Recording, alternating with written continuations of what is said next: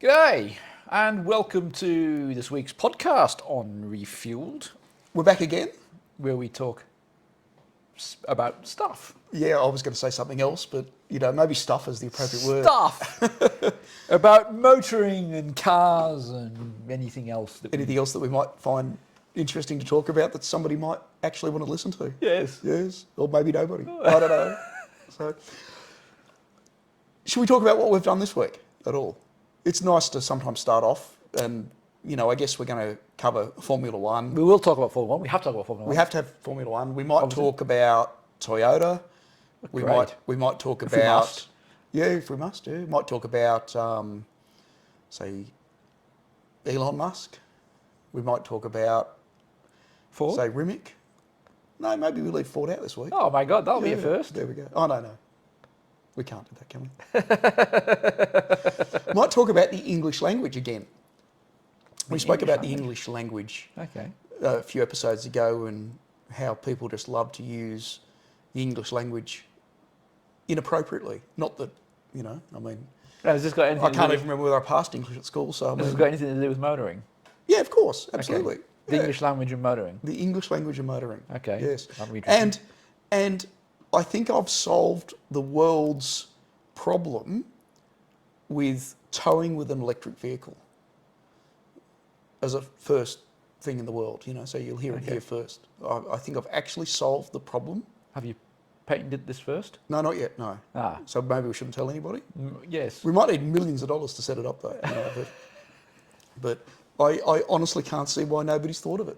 Maybe they have, I don't know. Okay. Maybe it's a crap idea. Well, I can't wait for this idea. If So you there we thought go. of it, it'd be crap. So there you go. There's the episode that's coming up. Okay, well, where should we start? Where should we start?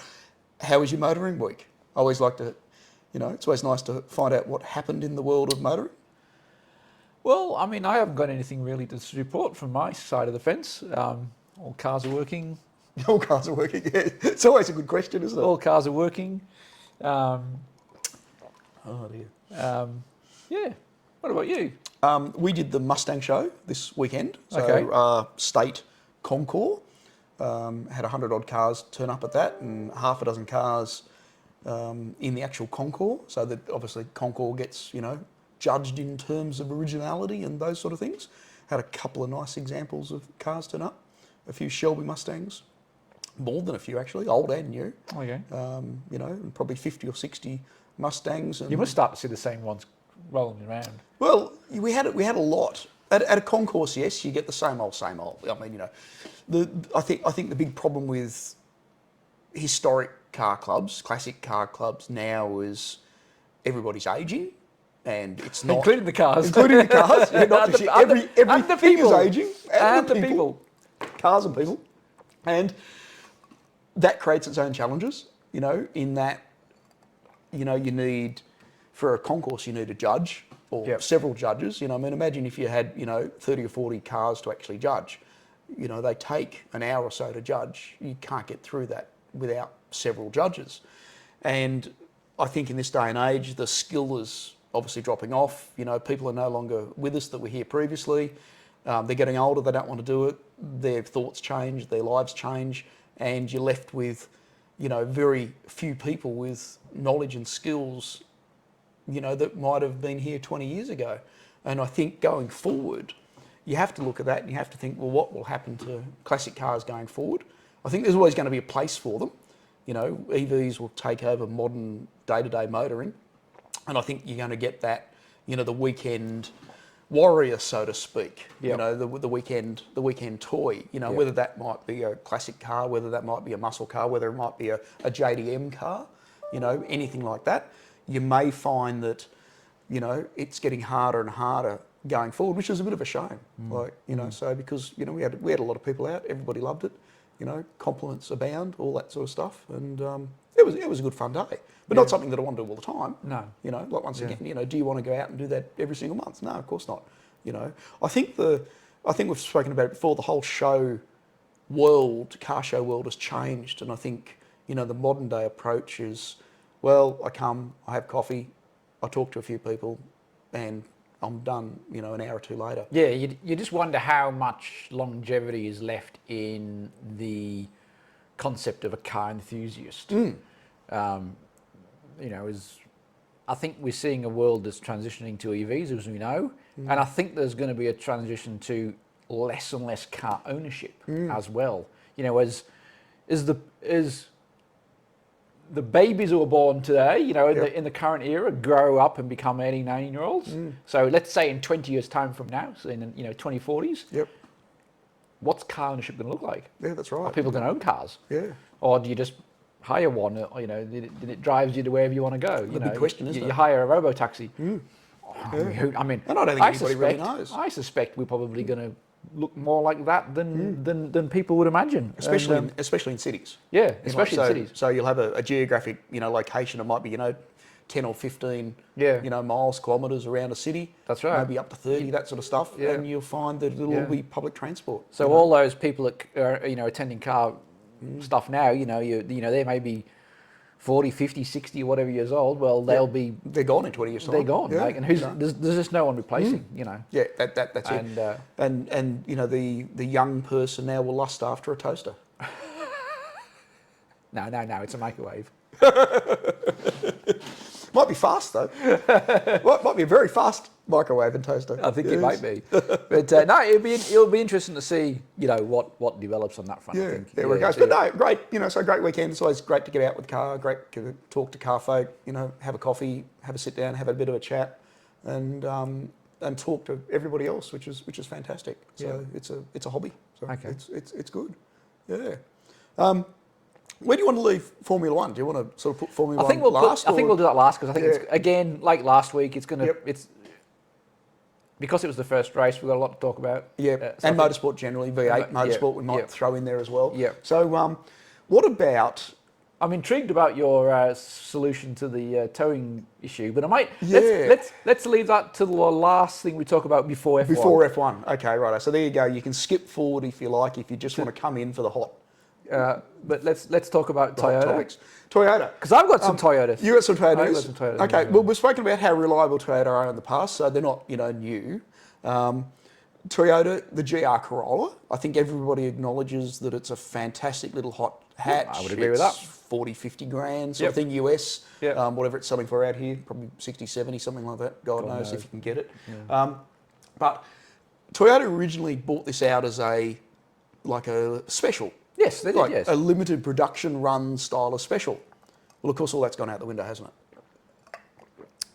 They're just going to build as many as they can sell now. Yeah, right. So, so as opposed to limited production run, intrinsic value that comes along with it, the customer is demanding that we build more. And we will answer the customer's call. That's interesting, isn't it? Yes. Because a lot of these limited runs, they don't do that, do they? They sell out. And that's everything from, from Toyotas and Fords right up to, Ferraris and Lamborghinis and stuff. They do these models that sell out in no time, and that's the end of it. Yep. So they previously stated that production will be limited in 2023.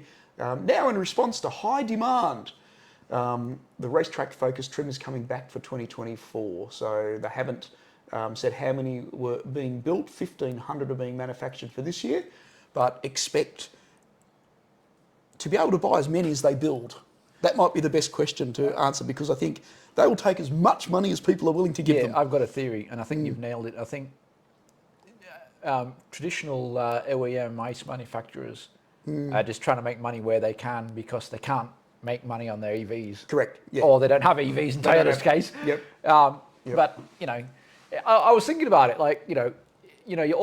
If you park Tesla to one side, all your traditional motor vehicle manufacturers are losing money on their EVs. They are. Yeah. They're losing money every time they sell an electric vehicle. They lose money. Yep. So what does that mean? They've got to sell more. Perversely, they've got to sell more ICE vehicles to make up for every EV vehicle they sell. Correct. Yep. So, if everybody walked in and just wanted to buy EVs, they'd all go out of business. They'd all go broke. I think Tesla just knocked another 10 grand off their Model S because they can. Because they can. Yeah. Yep. So if you were a Toyota, you'd be thinking, We've got to invest billions of dollars in our EV program. We better make some money on cars we can. Correct. That's hence, right. Hence Hence that. Yeah. that. So is that something that obviously all the car manufacturers will see do this year, and in that lead up to a greater uptake of EVs, do we see more and more specials? Do you see Mustang, Possibly. more Mustang specials? I mean, that's what I would be doing if I was a Toyota, a Ford, a GM, or whatever. I'd be thinking, I need to maximise the revenue I can out of my ICE vehicles. Yep. In order to be able to use that money to invest in our EV programs, because, like it or not, that's where we're going. Toyota bought. I saw this the other day. I've got it in front of me. Toyota bought a Model Y. They bought a Model Y. Okay. Tesla Model Y. Yep. And stripped it down. And they have, as a lot of manufacturers, I imagine, have done. And they have labelled it as unbelievable under the skin. And I think Toyota have shit themselves. Really? So the engineering team have said it's deeply impressive and, in fact, unbelievable about how they've built the Model Y. Well, there you go. Yeah. So I think there is a huge underestimation, even still, about how far Tesla are ahead. Not just terms of, I'm not necessarily talking about their end product, which I think is ahead, but it's the manufacturing process to get there, and why they are able to make a car that they make money on. Yep.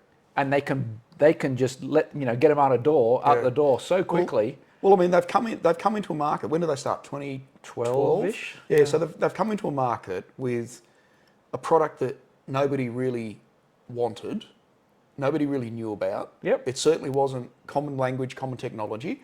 And they think, well, I want to change the world. I want low emissions. I want, an environment, and we want to appeal to the people and all that. And I mean, that's that Elon Musk philosophy, isn't it? Love him or hate him, it's all good. You can do anything you like. He sees a future. He sees his own future, and he's created a product for that. And all of a sudden, people have gone, that actually might work. Yeah. And then, of course, he's been able to extend that in leaps and bounds with no competition until people have realised, this is interesting, isn't it? Yeah. And we better jump on board. Yeah. And, is he got so far ahead, or has he got so far ahead that nobody will ever catch up? And I think, your Chinese market, obviously. The Chinese market, that's my fear. Will copy everything as best to their ability. I bet you they bought a dozen Model Ys. That's my fear, that will be left. A lot of the manufacturing, you hear all the time of the common thing I hear is that your Fords, etc., they know how to build cars. Once they get going, they'll leave Tesla for dead. I don't agree with that at all. I don't agree with that philosophy at all. Yep. I think Tesla have started as a EV software company, sort of like an electronic company, haven't they? Yeah. And they are so now vertically integrated. They do everything. They don't need to worry about suppliers and all that sort of stuff.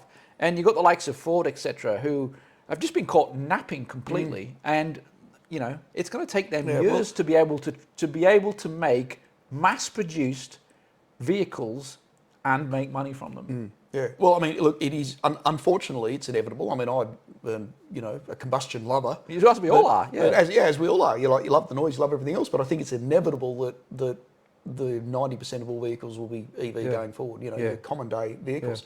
I was listening to a panel presentation with Koenigsegg.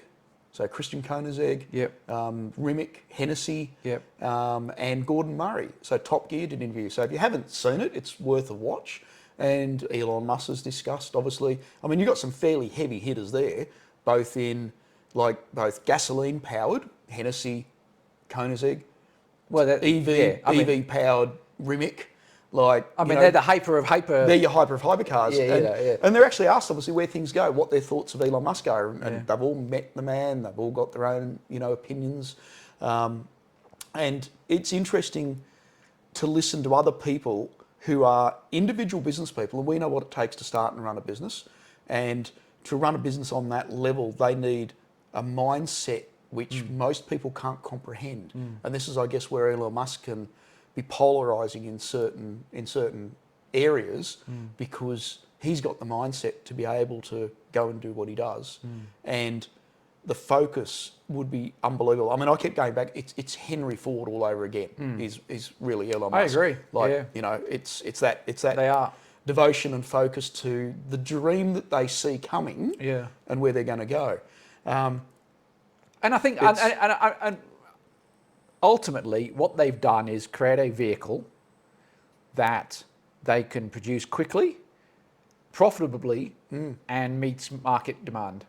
And they've just done that. They've nailed it. The Model Y is just going gangbusters in pretty much every market around the world.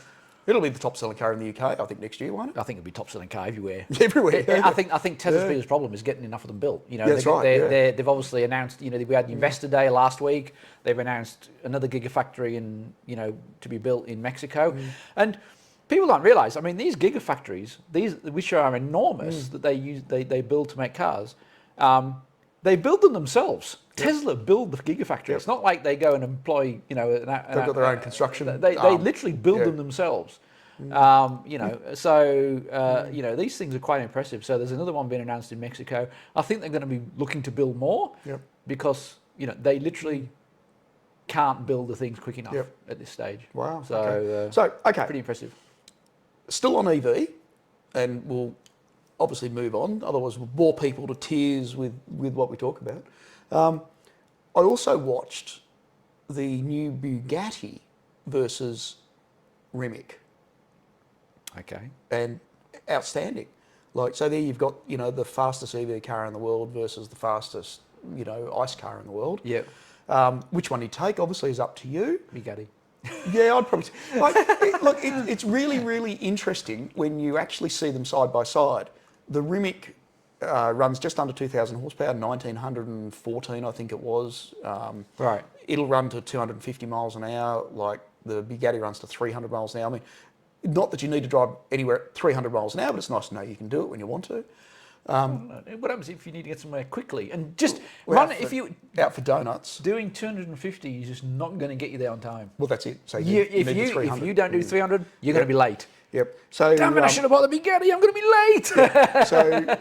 So Rimac have built, and once again, really interesting to watch. And that's not something that we'll ever be able to do. We're not going to be able to take those two cars for a test drive, and most of the public aren't. It's staggering to watch the technology that Rimac have put into that car.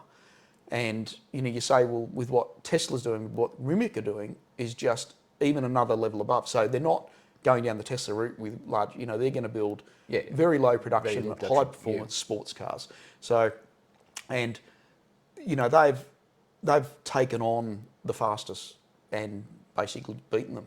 They've been through, they went through the Richard Hammond crash, company on the verge of bankruptcy, during that, after that, before that, turned around and obviously kept going. Once again, mindset of directorship, mindset of owners. It's staggering to see how fast they actually are. And you start thinking, how fast is too fast? When you're talking those sort of numbers. Yeah. But Rimac are now going to build the next Bugatti as well, which is really interesting.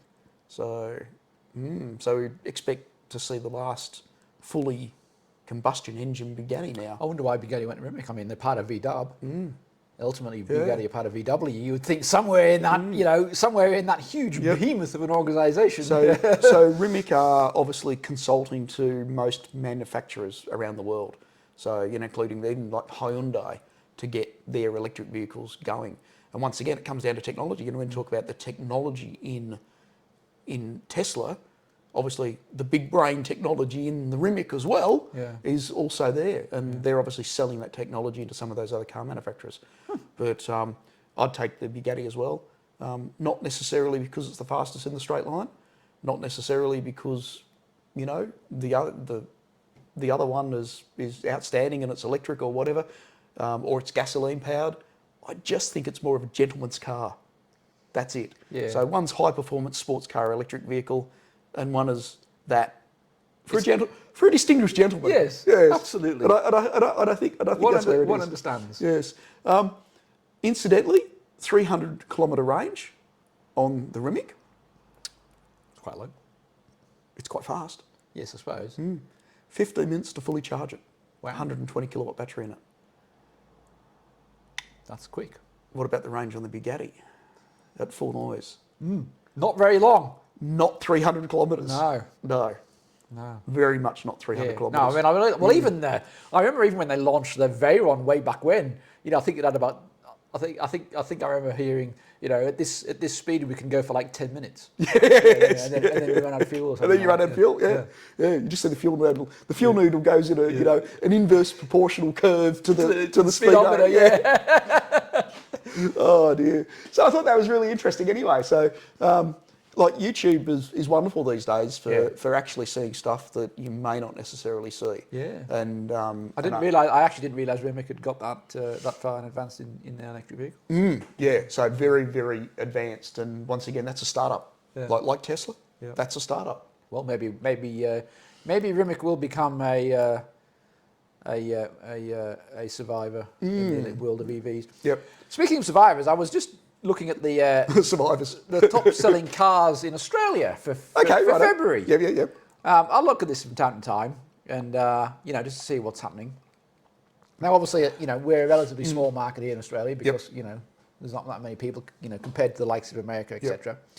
But you know, nothing much changes. You know, you look at the top, you think, yeah, nothing really changes. So I've got the top cars and the top brands. Top cars and top. Okay, so who's at the top? Well, top selling car is the Ford Ranger. Ford Ranger, which actually overtook the Hilux. So, but what's interesting is the top, not just the makes or models, but what's up and what's down, and by how much. Okay, righto. Which is interesting. Enlighten us. So the Ford Ranger was the best-selling car in February. In Australia. They sold, let's round numbers, 4,500 vehicles. Look, from a Ford point of view, I reckon that's fantastic. New model. It's a new model. New model. It's hyped. It's probably the best. Well, certainly one of the best. Best dual cabs. You can't argue with it. Like you know, and it puts the likes of Hilux. It makes them look dated. Yeah. All that sort of stuff. You know, but obviously the Hilux is number 2. It's always going to be popular, etc. And it's always going to be up there in the top 2 or 3, isn't it? So the Ford Ranger was up 30%. Okay. Yep. And the Hilux was down 18%. Right. And maybe that's just because of the new model. New model. Yeah. So we'll see how that goes forward. You're always going to get a bit of a bounce when a new model comes in. Yep. But look, Ford have finally got a model that's at the top. I mean, the Ranger's been there basically since it was launched. It's always been up there. But yeah, Ranger, Hilux. Number 3, Tesla Model 3. So they've come from nowhere. Yep. Now the Y has only just been made available here recently. Yep. So we'll see what happens with the Y. It's not on the top 10, but yeah, it was interesting that number 3 was the Tesla Model 3. Yeah. So what's the price? So the price of a Tesla Model 3 here is? I think it starts at about 60 for the single motor, and then it goes to about 80 odd for the dual motor and 90 for the performance. Right. And the price of a Model Y? There's 2 models. You got the standard range is about, I can't remember, that 80 something maybe, and the performance is 105 or something like that. Okay. Yeah, it'd be interesting to see, won't it? So, I mean, look, 60, 70, 80 grand is really not out of the realm of what people spend on cars these days. No. You know, I mean, I'm shocked, you know, like a brand new car when I grew up was like, you know, $300. Well, you mean they had money then? I'll pay 3 sheep, 2 goats, and 1 pig for that goddamn horseless carriage of yours. Oh dear. Yes, you can trust an Englishman, can't you? No. Yes. And then the rest is just, you know. So top car brand. I mean, is there anything else? In the no, list not really. The rest is just a myriad of junk. Yeah. So you've got Mazda CX-5, Mitsubishi Outlander, Toyota RAV4, MG ZS, right, Isuzu D-Max, Subaru Crosser, and MG3. So really, MG are in the top. What else is available cheaply on the market? Yeah, basically. Top brands. Toyota. By a mile. Yeah. Double the second place. But they were down 31%. That's interesting, isn't it? Yeah. Is that due to Ford Ranger at all, or not, do you think? Possibly, but Mazda was 2. Mazda's number 2? Yeah, also down 12%. Third, and this is what I find interesting, third is Ford. Third's Ford. Well, once again, is that new model range? So they sold 6,000, so 2 stats here. Ford were third. They sold 6,000 cars. Right? How many 4,500 of which were the Ranger. So they sold 1,500. 1,500 Mustangs. Well, they had the Everest as well. I dare say that about 1,000 would have been the Everest. And Yeah. And they were still up 30%. Ford were. Yeah. What a base they are coming off. So what you're saying is you should release a new vehicle every other month. Basically. Yes. So to lead in the sales, you just need a new vehicle. So does that come back to where we go? Special editions. So do you need a special edition Ranger next month? next month. Like with black going. stripes on it. Yeah. And you buy the one with red stripes on in 2 months' time. Yeah. You know, and they call it the off-track. And then everything else is pretty much, a mixture of the usual Ford. So Ford, Kia, Hyundai, Mitsubishi, MG. The MG have come in at the top 10. They're really making So banners. where's Tesla is 9th. they're ninth out of the top 10. Well, it'd be interesting to see where they go. They're now the ninth. Yep. And how many cars did they sell? 3,500. 3,500. So what's that, about a third, quarter of what the other sold? The other. Well, say number one. Oh, well, number one was 14,000. 14, is yeah, it? Okay, yeah. so Less than 10. Yeah. Okay. Well, it'd be interesting to see, obviously, where that actually goes. Yeah. So, because, if we follow what's happening in the rest of the world, you'll see Tesla rocket up that list as well. I'll be interested to follow that. So, I mean, what's interesting is Toyota down 31%. And they would not be looking to, happy with that, I wouldn't think. And this comes back to what I was saying about their teardown of the Model Y and the comments they've made, and there's been a lot of, and in that article there was a lot of comments about from various sources about the criticism of Toyota and their slow uptake of EVs because they basically haven't done anything. Well, I guess what they think is they think they can invent a new technology, didn't they? I think they've rested their sort of sat back on the laurels with the hybrid. They were the first company to mass market hybrid stuff, and they've kind of really done well with that. But they haven't then taken the next step. And I think all of a sudden Toyota have gone, whoops. I think so. I think probably some of that is because Toyota would sell most of their vehicles in Australia. Would you think around the world they sell a lot of vehicles in Australia as the number one? Well, I think they're the same in the US as well. Same in the US. I think they sell a bucket load in America. Bucket load, yeah. But they've been in Australia for since the 50s or something, or the 60s, haven't they? For eons. Do they look at the Australian market? Do they take a lot of reference from the Australian market, where obviously the uptake of EVs is a little bit slower than it is everywhere else in the world because of our geographic? And do you think, they might think, hybrid works better in Australia. We sell a lot. We have a lot to do with Australia, so therefore we'll sell hybrids, and we haven't jumped on the electric vehicle program yet. A few weeks back when we were talking about the best-selling cars in the world or whatever, and the Camry was, or the Corolla, Toyota Corolla was massively ahead. But, I mean, that's going to get slaughtered, I would imagine. So their only answer is limited edition Corollas. Corollas, yes. I saw a graph, and it was the cost of ownership of a Corolla or Camry versus a Model 3, and I can't remember the numbers, but the Corolla was here and the Model 3 was here, to the cost of the ownership. It was staggering, the difference. Over a typical 10,000 mile a year. Yeah, I've seen those. I've seen those articles as well. It is going to be really interesting, I think, the next 10 years of motorsport and the next 10 years of motoring. To see where we go. When does Formula One go fully electric? The leader in technology. We're starting to talk about Formula One already. Yeah, I know. But you've got Formula E. Yeah. Okay. So how does it's a very interesting. If Formula One went all electric, would it ever go all electric? Don't know. If it did, what would happen to Formula E? Would it have the same following if it did go fully electric? Without noise, because I think noise is a big part of Formula One, and that's it. Noise is part of motoring. Yeah. So, at some stage, you would think, at some stage, whether it be in 5, 10, 20, 30, 40, 50 years, there will be no internal combustion engine. Yeah. So Formula One won't have the ability to make a Formula One engine. That's right. So there has to be another technology. So whether it's an internal combustion engine with an alternative fuel, some sort of biofuel, that doesn't give off any emissions, possibly could be something that they may go down that path. But would a manufacturer, assuming the same manufacturers are in F1, Merck, Ferrari, etc., would they invest all that money in something that is only for Formula One with no That's it. with no design benefits going forward for their actual market. Correct. You know what I mean? Yeah. I don't know. Yeah. So I mean, leader in technology, and they've always been a leader in technology, which has then been applied to their own companies, you know, or into the motorsport. Yeah. From motorsport to motoring world. Yeah, that's right. You know, and you think like across the whole board of what they do. I mean, you think all that, you know, traction control and, you know, semi-automatic gearboxes, you know, all these things came from Formula One. Everything came from Formula One. You know, Yeah. and then obviously the KERS system, you know, effectively the battery boost. You know, they really started the whole hybrid. All that technology filters come from down. Formula One, Eventually filters down into road cars. You know, to a degree. So when is there no combustion engine? Yeah. You know, when do they outlaw it? And then that will obviously be, you know, NASCAR, V8 supercars, rallying, like all that sort of stuff. When does the whole world of motorsport change? I mean, if Formula One did go all electric, could you imagine the advancements in battery technology that would come out of that? Yeah, that's right. Because they would be investing, you know, hundreds of millions of dollars in extracting more performance, more range, lighter, all so those things. Maybe that's what it needs. Yeah. We want to get off Formula One because we're going to leave that to last. Okay, and the battery stuff obviously as well. When you go on holidays in Italy,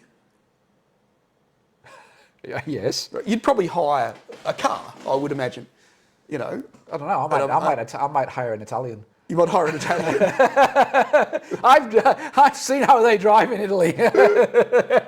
Well, some footage has come out of a couple of guys who have been to their Italian holiday, and they hired a couple of Ferraris, didn't they? As you would. As you would, yes. Suffice to say, both Ferraris were completely totaled. So I'm not quite sure how you'd feel as the hire car company. And if you haven't seen the footage, just go and have a look at the airborne crash. If you enter Ferrari, Italy, airborne crash, you'll bring up two cars that follow each other up a hill and you don't see the precursor of what happens. So basically there's a house which looks like it's under construction. It has a fence put up around a swimming pool. And they've got surveillance cameras. And you see one car come up over the hill, leave the road, fly across the grass strip and straight into the fence, followed by the other car flying across. Excellent points for hang time. Like, must have been 30 or 40 feet of air time. Wow. I think one of the ones with the front engine, I mean, it's a little bit hard to see. I think one's a front engine 912 maybe. 812. Yeah, F12 maybe.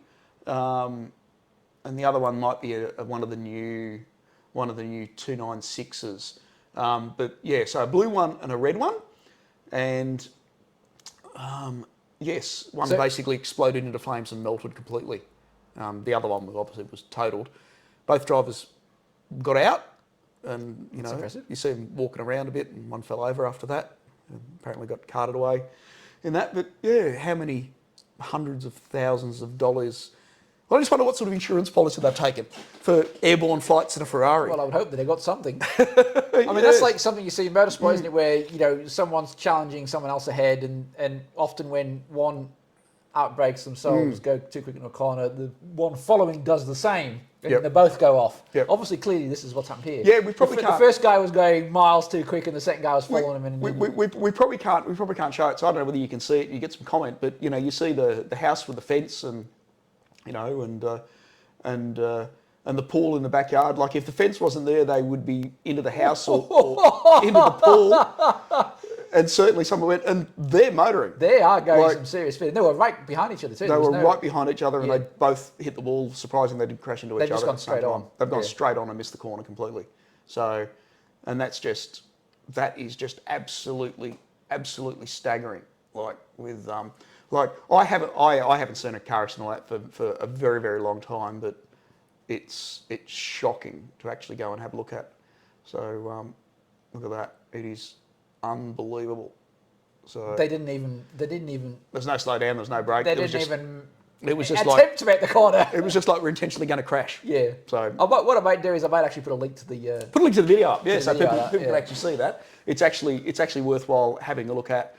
And they were a couple of lads that were on holidays in Italy. Maybe they should have taken. Where were they from?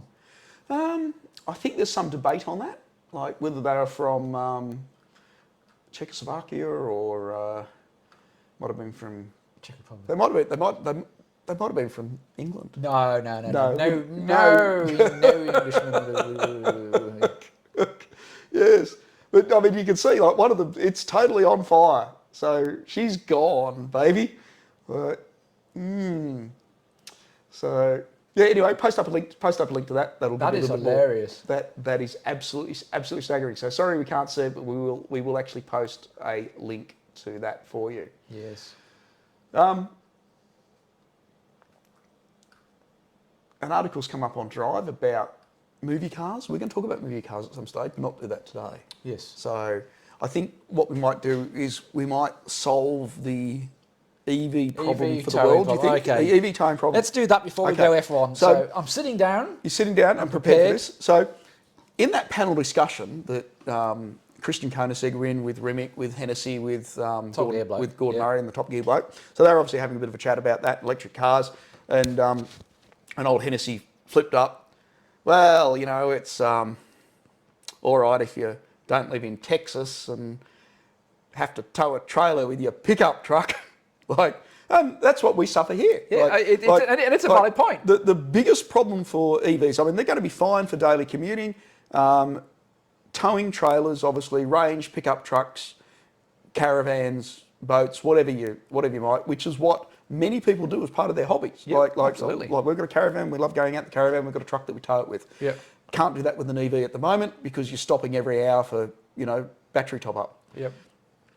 Most of the trucks, most batteries are around 100 kilowatts, that sort of range, 120 kilowatts, Yep. Now, obviously, the size of the battery gives you more range, doesn't it? So if you've got a truck and you think, well, okay. Well, assuming you don't compensate it with huge motors to make it go faster. Yeah, okay, right. So say the F-150, good towing, great truck, all that sort of stuff. If they don't burn down and catch fire and steering wheels fall off and all that sort of stuff, which they don't, they're great. And it's not the Raptor, so they don't leak oil. But say take the electric F-150, yes, and it's got a couple of batteries. Like it's got the long range and the short range. I think the long range one is just over 100 kilowatts. The short range one might be under. They get 300 odd k's normal, but it drops them down, or 300 miles, drops them down like 100 miles when they tow. Yeah. So they lose a third of their ability when they tow. If not more, yeah. If not more. Well, isn't the obvious solution just have a battery 3 or 4 times bigger?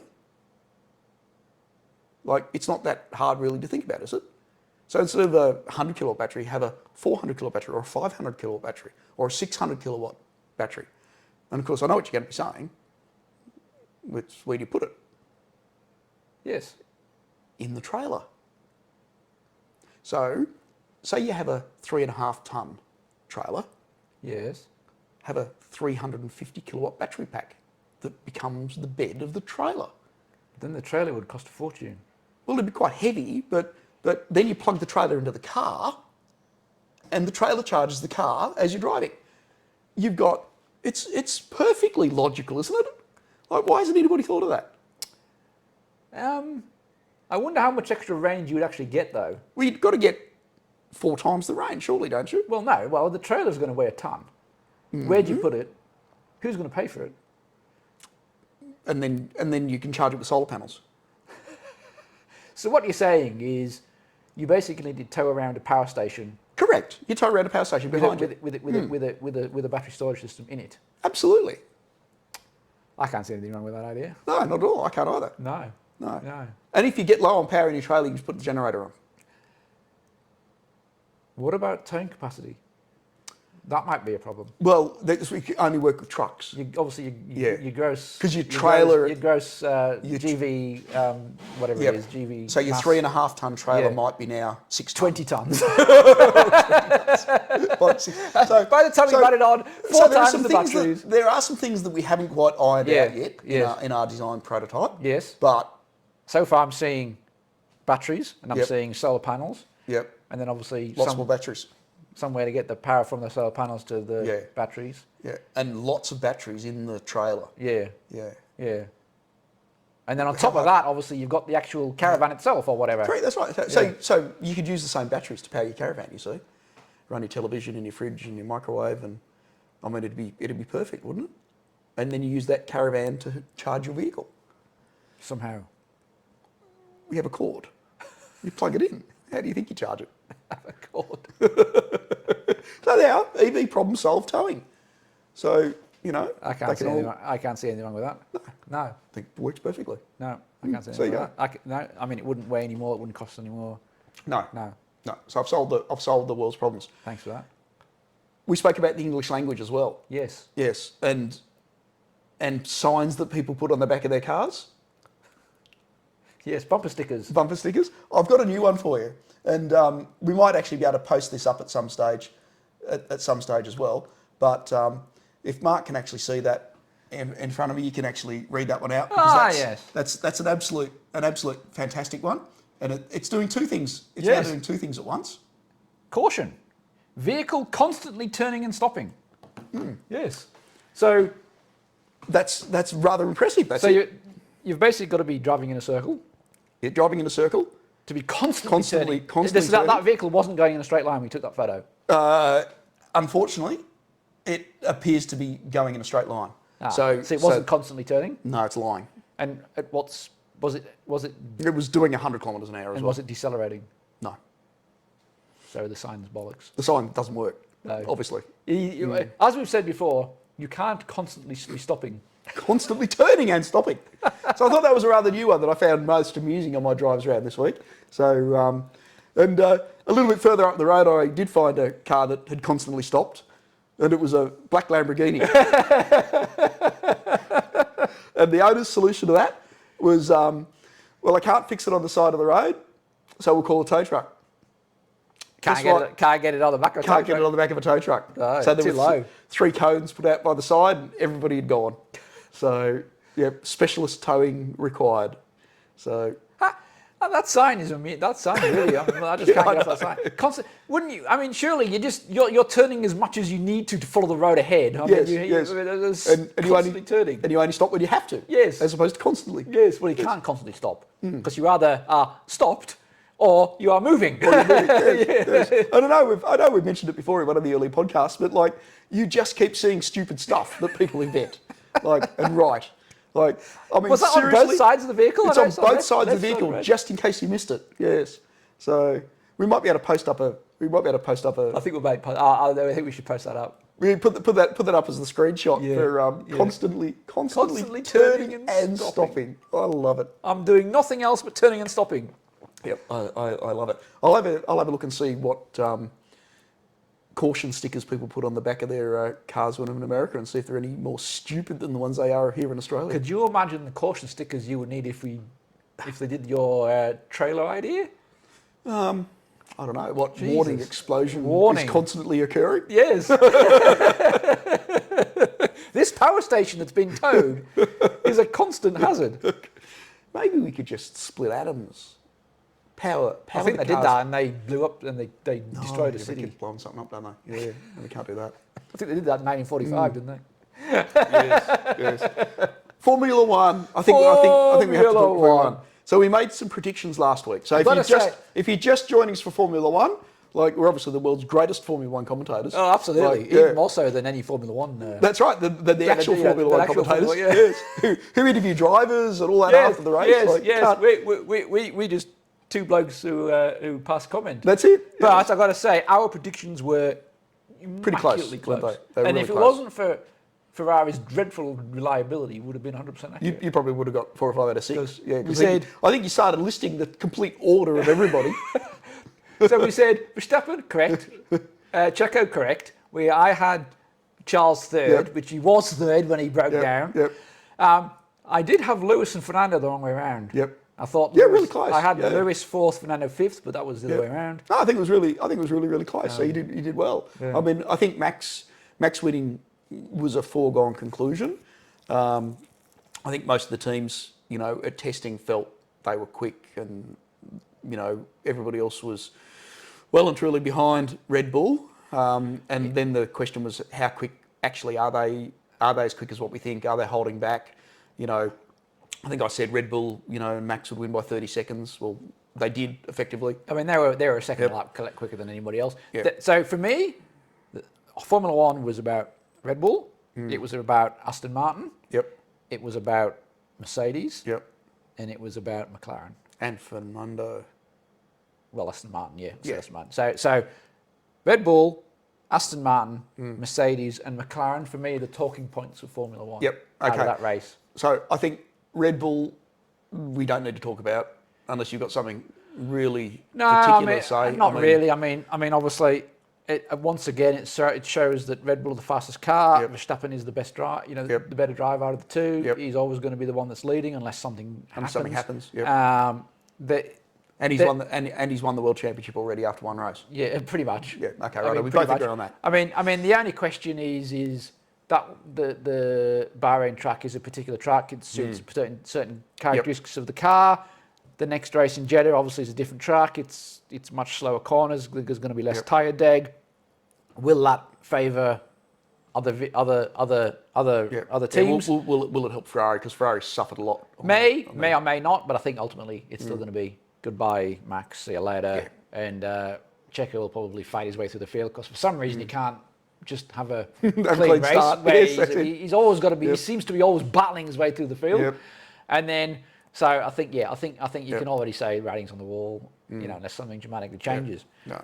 I mean, obviously the big talking point was Fernando. Yep.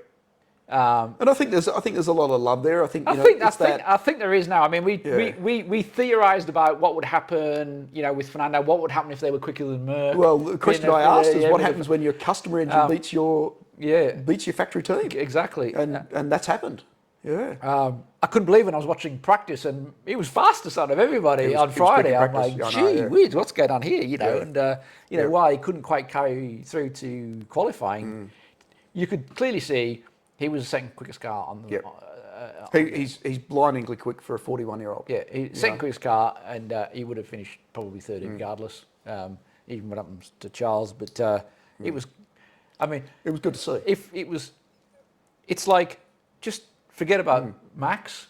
The rest of the race and the rest of the teams and drivers is really good to watch. Yep. With just Max just on his own, doing his own thing. Yep. You wonder whether Lance Stroll hitting Fernando on the first quarter. Whoops! Might have upset him at all or not? Like, didn't seem to, did it? I didn't see it. I mean, I think strong car, obviously. Yeah, strong car. Yeah. I think if he'd have spun or got knocked down the grid, it might have upset him. He might have upset him. It didn't make any difference at the end of the day. But I mean, they had some. What really stood out to me is obviously they had a strong engine. Yep. Which is the Mercedes engine. Yep. Which is the same engine in Mercedes. So there's nothing wrong with the engine. There's nothing wrong with the engine. So it's going to be tyres and suspension and driver, like, you know, chassis of the car, that style of. I mean, that's all they've got to deal with. So, I mean, clearly. So we can talk about Merc and compare that to Aston Martin, and then what Toto Wolff said coming out of the weekend. Did you hear some key words? And I think Hamilton used a couple of those key words as well. He did as well. Yeah. I mean, so. If you remember, Mercedes last year, when the first year of the new regs, they came out with a very unique side pod design that was completely different to everybody else. Yeah, what they call the zero side pod, didn't they? So they've gone down a particular path, and everybody else has gone down like a common path, so to speak. But Mercedes have gone down a path. Yep. And they used a particular word for that, didn't they? It was their concept car. Yeah. And obviously they struggled with it last year, but they stuck with it. For this year. Aston Martin basically reversed course and they followed the Red Bull side pod. And look what's happened to them. So that tells you something. And obviously Merc have started their race and they've been and Toto Wolff basically said our worst race ever. Yeah. It was a disaster and we need to do an immediate rethink, ditch everything and start again. Yeah. Which, you know, for the first race of the season to go, bin it is like God. So one of the things, obviously, that both Hamilton and Toto Wolff said after the race was their concept hasn't worked. Yes. Like their concept of that direction that they were going in is clearly not correct. Yeah. And you've got to remember, I mean, you've got Mercedes Ford, you know, Mercedes factory team, like the others. I mean, they're inventing technology. You know, we've already spoke about how Formula One teams invent technology. Yeah. Now, they're being creative. They're coming up with a new concept for motoring. It really worked well in the wind tunnel. Yep. So, but the wind tunnel's not a racetrack. Yeah. And that's I think the difference. And I think they now really understand that concept or direction that they were going in is not the direction. And look, it's happened before. I mean, we've had like what Tyrrells with with four fan wheels on it. lanes With and Gordon Murray's fan car, cars, which would have won every single race that season until they banned it. Yeah. Until it, well, I think they asked Bernie Ecclestone asked Gordon Murray to actually withdraw it from competition in Formula One, and they obviously did that. But that would have won every single race. So I think we said without technology in Formula One, without that invention of new technology and concept and thoughts, like we don't get anywhere. Yeah. It's leading in the industry. What the challenge is now, though, I mean, Toto Wolff basically said we finished last season, a few tenths behind. Now we've tripled it. This year with the design. And I understand that they had a upgrade due for Imola, which is 6 races time, where they were saying they think they're going to get 0.3 improvement. After the race, Toto Wolff said, "Forget that. It's not good enough. We need 3 seconds. We need like a second a lap. So just forget about updates. We need to start again. They need a new car. Yeah. Which, I mean, goodbye to the season, effectively. Yeah, that's right. They're writing off the season and now probably already thinking about what they're going to do next year. No, interesting. Which, if you're Lewis Hamilton thinking, I need my Earth Championship and I'm running out of time and this is contract year. Yeah. Yep. Where's he going to go? You think will Lewis Hamilton just step out next year and say, well, I've had enough now? I'm not going to start again with a fresh team and a fresh start. And he won't. I can't see him ever going to another team. No. It's does he go again or does he call it quits? Call it quits. Which leads me on to my next point. I think the most disappointed driver, even more than Lewis Hamilton, would be Lando Norris. Yes. So McLaren are in just a world of pain. Yes. So you've got Oscar, who did a handful of laps. Yeah, he finished last, I think, but DNF really wasn't DNF, it? Yeah. and Lando finished last of the actual drivers who finished. I shouldn't laugh because I love McLaren. And that was a result. I mean, that was much of that was a result of car problems, so he was in and out of the pits. But even without that, they were probably they struggled to get out of they're going to be struggling back. McLaren have gone backwards at a rate of knots from where they were. Lando Norris, and he's going to be looking for another. He's going to be looking for another team. I mean, he signed a long contract with McLaren. You just hope there's some sort of clause in there, performance clause in there that gives him an out because he has to be thinking that he needs to get into a different team. Yeah. Otherwise, he's going to be wasted talent. He's going to be also around, and that's staggering for McLaren being a leading team for the last 20 years. Like I mean, they're world championship teams. Obviously, complete changes of ownership direction, all that sort of stuff has happened, but it's like they've gone back to the days when Honda first came back with when they had Alonso in the team and they were just absolutely nowhere, and everybody's jumping ship. Same again. Like you think, how has this happened? And it's car design. Like I just think there are only so many people who can design a competitive F1 car, and if you've got those designers where you're competitive, if you haven't, well, you're not. Simple as that. They're probably, you think, well, you would have been thinking McLaren would have been the obvious contender out of the pack to be challenging the top 3. You put them in the 3rd, 4th, 5th category, don't you? Like in that area. Yeah. Well, now they're in the last category. I mean, Aston Martin have overtaken them. Probably Alfa Romeo have overtaken them. Christ, even Williams probably have overtaken them. Like even to a point. Yeah. So well, Aston Martin haven't just overtaken them. Aston Martin are challenging for. We're going to take some serious podiums. Well, they were the 2nd quickest car in the grid. They were interesting. They were quicker than Ferrari.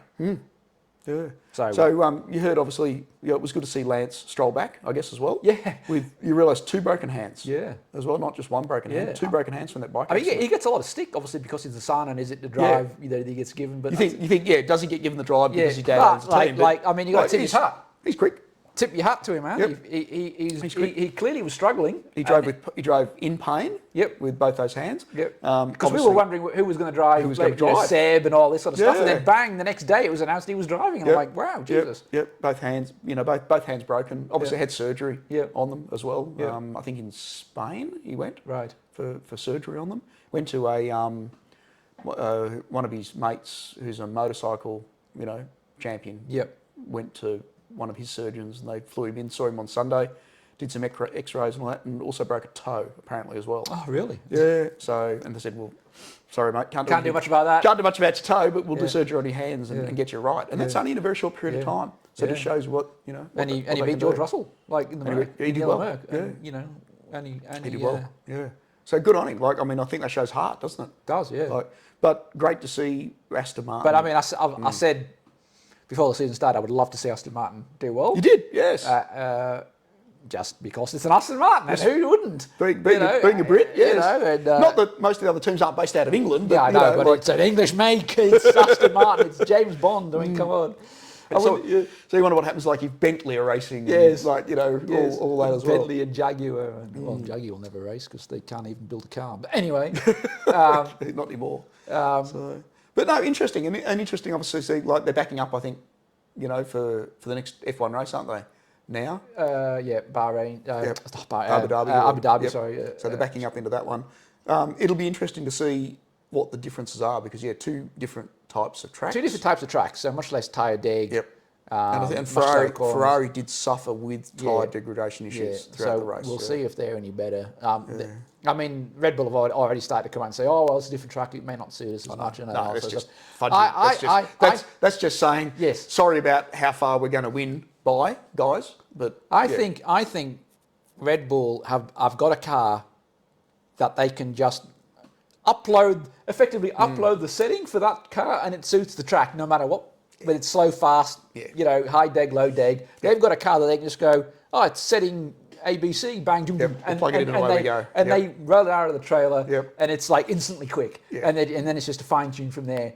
Where others are like reminds me of the Holden teams here in V8 supercars, doesn't it? Where they roll it off the trailer and they're instantly quick. And it doesn't matter. And you've got someone like Max who just seems to be like he's part of the car. You watch him in car, and it's just like it's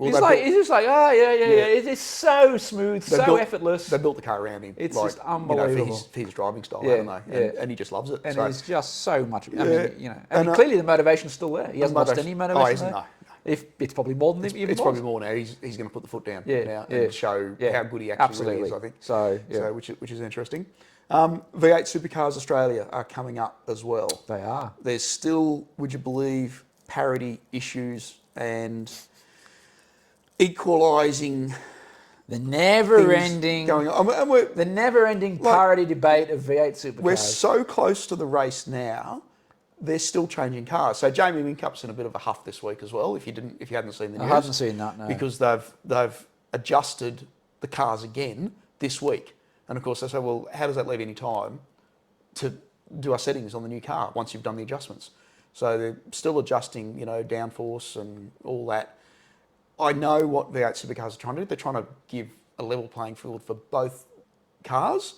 Give them, pretty much saying, well, everybody's got identical cars. I mean, that will never happen. So they use this parity formula to try and work it out. But it'll be interesting to see where they go. Once again, we won't know until they get through the first race and get through testing to see who's actually quick quickest and who's, maybe just a bit sly dogging there as well. It's an interesting. I mean, this concept of parity, and I understand why they're doing it. They want to have close racing, all the other stuff. So there's two arguments. I see that argument. Close racing caps budgets, keeps everyone sort of roughly in the same playing field, and etc. Versus stops one team running away with it, etc. But then on the other hand, if you didn't have that, well, the best team wins. If a team comes up with a new concept, they should be rewarded for doing it. So does it stifle development? By having this parity stuff where all the cars have got to basically be the same. You just change the headlights and the stickers on it. Which then becomes sort of NASCAR, I guess, to a certain degree. Does that stifle the development and the ingenuity of the teams and all that sort of stuff? And ultimately, I mean, the best team win regardless? Probably, but does it stifle even some of the smaller teams to come up with something new? And give them an opportunity to come up with something new. I don't know. No, I don't know what the answer is. And I mean, look, all the engines are being built by a couple of different companies. So they're all stickered identical. They should all come out identical. They'll all be tested. I think gone are the days of fun motoring with different brands and like different personalities. Absolutely. So while they try and make it a show, I think you lose a little bit from where it was. And look, whether you say it's better or worse, I don't know. Maybe because I'm more classic car focused than you, more old school than new school. You sort of miss, the days of that. The whole drive up, race your car, drive it home again. I mean, effectively, that's what it used to be. It used to be that, and it has gone to a certain degree. And then you think, well, what happened in those cars? Like what happened when, say, one driver filled his roll cage full of water to pass the weight inspection at the beginning of the race. Yeah.